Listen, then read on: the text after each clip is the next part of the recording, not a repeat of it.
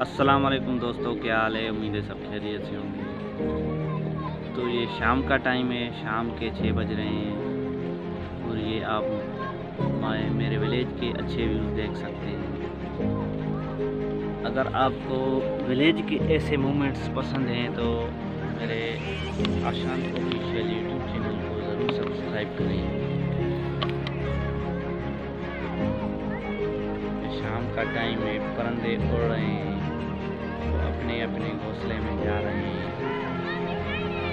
ऐसे ही मज़ीद अच्छे वीडियोस देखने के लिए आशान ऑफिशियल यूट्यूब चैनल को ज़रूर सब्सक्राइब करें। ये बच्चे भी रांद खेल रहे हैं, शाम का टाइम है।